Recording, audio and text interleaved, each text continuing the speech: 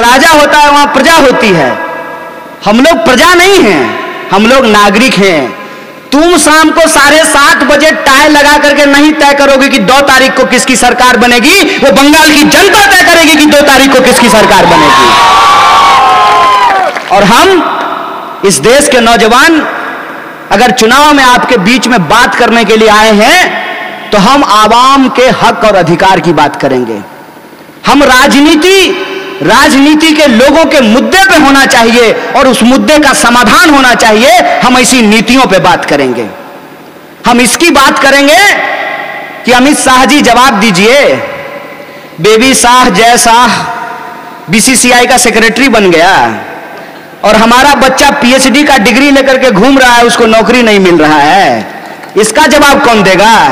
इसमें बदलाव हम लेकर के आएंगे। आपको बदलाव चाहिए ना, हम आपको बदलाव दिखाएंगे। हम आपको बदलाव दिखाएंगे और हम आपको यह बताएंगे कि भारत में आज भी लोकतंत्र जिंदा है। राजा का बेटा राजा नहीं बनेगा, एक गरीब का बच्चा भी देश की गद्दी पे बैठ सकता है। ये बात हम आपको याद दिलाएंगे। हम आपको याद दिलाएंगे कि यह बंगाल की धरती है। मिर्जा गालिब साहब से एक बार लोगों ने पूछा कि बंगाल की खासियत क्या है।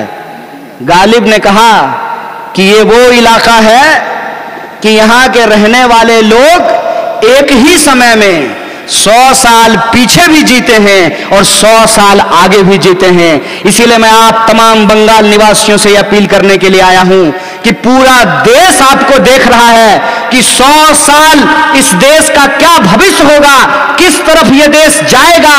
क्या इस देश में सांप्रदायिकता के दांत तोड़े जाएंगे कि नहीं तोड़े जाएंगे, यह बात आपको तय करना है। बोलिए, तय कीजिएगा कि नहीं कीजिएगा? आपको सबसे पहली प्राथमिकता आपकी यह होनी चाहिए कि आपको नफरत की राजनीति करने वाले लोगों को नकारना चाहिए, उनको अस्वीकार करना चाहिए। लेकिन नफरत की राजनीति करने वाले को अस्वीकार करेंगे तो किसी ना किसी को तो स्वीकार करना पड़ेगा ना। उस पे मैं किसी को कुछ नहीं कहता हूं। मैं जब खुद भी चुनाव लड़ रहा था तो मैं ये नहीं कहता था कि आप मुझे वोट दे दीजिए, क्योंकि ये मेरी सोच के खिलाफ है। अगर किसी के कहने से कोई वोट दे दे तब फिर उस वोट का मतलब क्या है?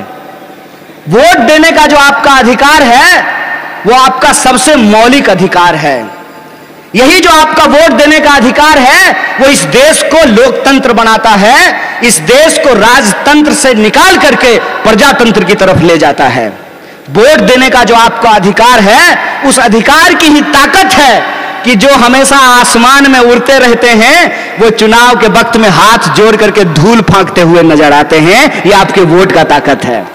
ये आपके वोट का ताकत है कि राष्ट्रपति का वोट भी एक होता है और जूता सिलने वाला का वोट भी एक होता है। ये वोट की ताकत है कि फॉर्च्यूनर पे चलने वाला, हेलीकॉप्टर पे उड़ने वाला का भी वोट एक होता है और एवन साइकिल पे घूमने वाला उस मजदूर का भी वोट एक होता है।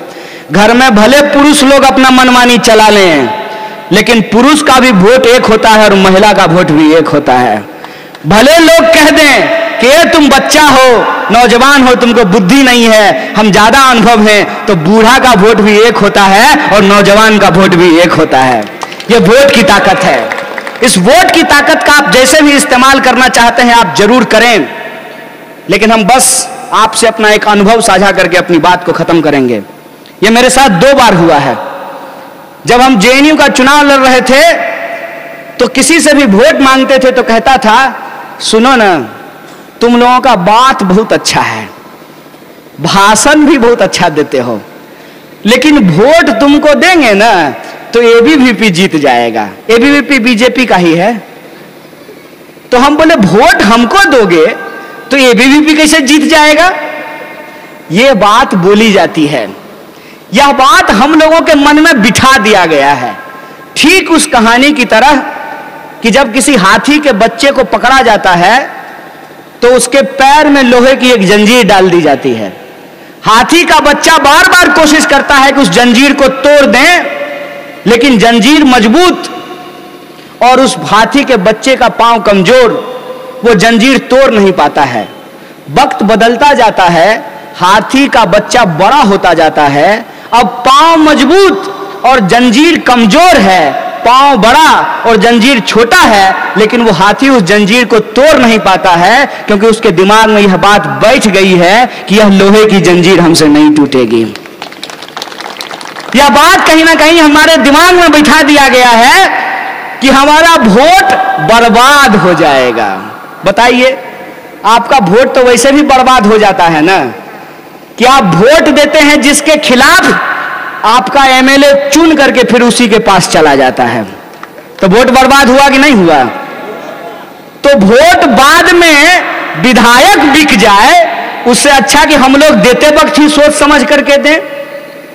हम ऐसे लोगों का चुनाव करें जिनका हमारे साथ कोई वास्तविक संबंध हो, जो हमारे सुख में, दुख में, ब्याह में, शादी में, श्राद्ध में और हमारे जीवन की जो रोज की समस्याएं हैं, महिलाओं को वृद्धा पेंशन नहीं मिल रहा है, किसी को आवासीय प्रमाण पत्र नहीं बन रहा है, हमारे स्कूल में रेगुलर क्लास नहीं हो रहा है, अस्पताल में डॉक्टर नहीं आ रहे हैं, इस आधार पे हमको वोट देना चाहिए। और वैसे इंसान को वोट देना चाहिए जो इन मुद्दों पर ईमानदारी से लड़ सके, इन मुद्दों को जीत सके और हमारे जीवन में बेहतरी ला सके। हमको ऐसे लोगों को वोट देना चाहिए, नहीं देना चाहिए? और जब हम जिसको वोट देंगे वही जीतेगा। सब लोग मिलकर के तय कीजिए कि आपके पास, आपके कंधे पर इस बार दो तरह की जिम्मेवारी है।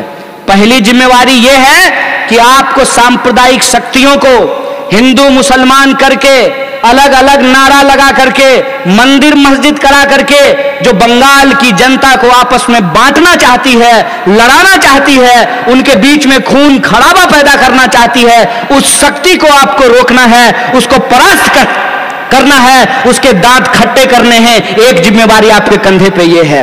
और दूसरी जिम्मेवारी ये है कि जो लोग कहते हैं कि खेला होवे,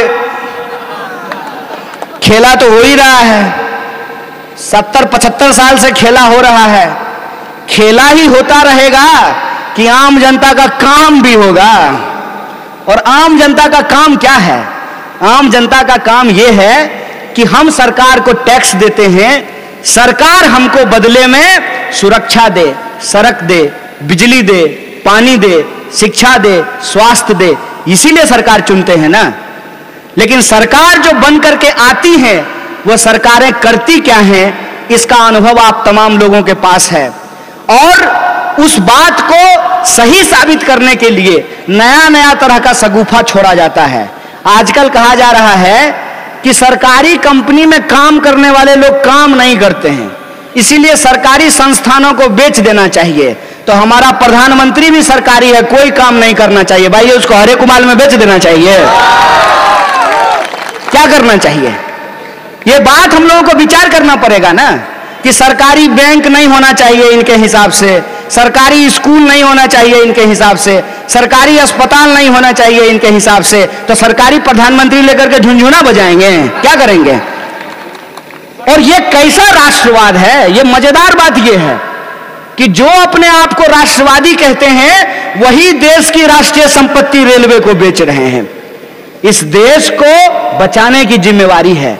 समाज के भीतर नफरत को हरा करके मोहब्बत को जिताने की जिम्मेवारी है। और हमको पूरा भरोसा है कि बंगाल वो जगह है जहां पुनर्जागरण आया था। बंगाल वो जगह है जिसके बारे में कहा जाता है, what Bengal thinks today, India thinks tomorrow. आपको ये जिम्मेवारी उठानी पड़ेगी और ये दोनों जिम्मेवारी आप उठाएंगे और इस रास्ते पे चल करके वैसे उम्मीदवारों का चयन करेंगे जो आपके बीच का हो, जो आपके हक और अधिकार के लिए लड़ता हो, और इस देश की जो सत्ता है उसको ये बताएंगे कि लोकतंत्र तुम्हारी दी हुई खैरात नहीं है, हमारा बुनियादी अधिकार है और हम इस देश के नागरिक हैं। हम तय करेंगे कि 2 तारीख को कौन जीतेगा और कौन हारेगा। और हमको पूरा भरोसा है कि 2 तारीख को बंगाल जीतेगा और बंगाल को बांटने वाली शक्तियां हारेगी, बंगाल के साथ धोखा करने वाली शक्तियां हारेगी। इसी आशा और विश्वास के साथ आप तमाम लोगों से एक बार फिर देरी से आने की माफी मांगते हुए मैं अपनी बात को खत्म करता हूं। शुक्रिया। इनकलाब जिंदाबाद, हमारी एकता जिंदाबाद।